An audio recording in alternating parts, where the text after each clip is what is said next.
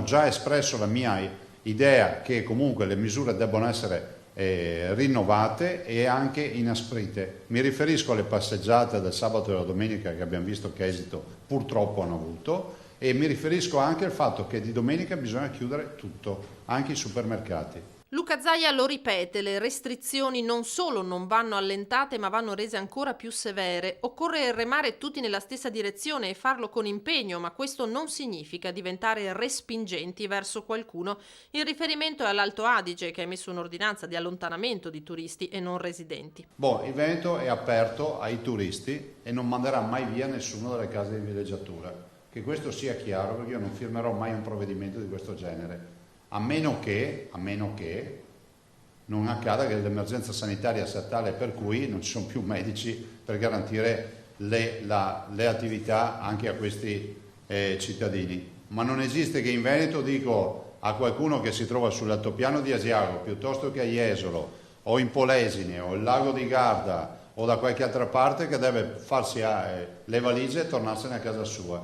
Per noi gli ospiti sono sacri e restano sacri fino alla fine.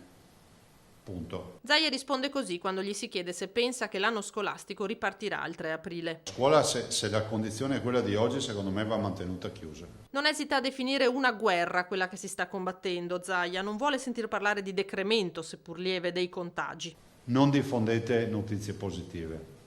Di certo io non le diffondo, il modello noi lo conosciamo, non lo diffondiamo perché creerebbe solo angoscia e non è giusto, e anche perché siamo convinti fino in fondo che alla fine vinceremo noi, non vincerà il modello. Però diffondere oggi informazioni di natura tranquillizzante non ci aiuta per nulla, ma non è una strategia, è la verità. Parla ai soggetti più deboli il governatore. Un particolare appello lo faccio agli anziani di organizzare la loro vita con una sorta di isolamento fiduciario volontario, il che significa che ormai ringrazio in molti supermercati, in molte rivendite alimentari che portano la spesa a casa. Questo è il sistema migliore per non aver guai con il coronavirus. Perché dell'immunità di gregge all'inglese Zaia non vuole neanche sentir parlare. Siccome per me, e finché ci siamo noi, i cittadini non sono un numero, ma hanno un nome e cognome, hanno una storia di vita, e soprattutto gli anziani hanno fatto grande questo territorio e hanno fatto grande il Veneto, hanno diritto ad essere rispettati fino in fondo. E si vergognino quelli che dicono alla fine muoiono solo un po' di anziani.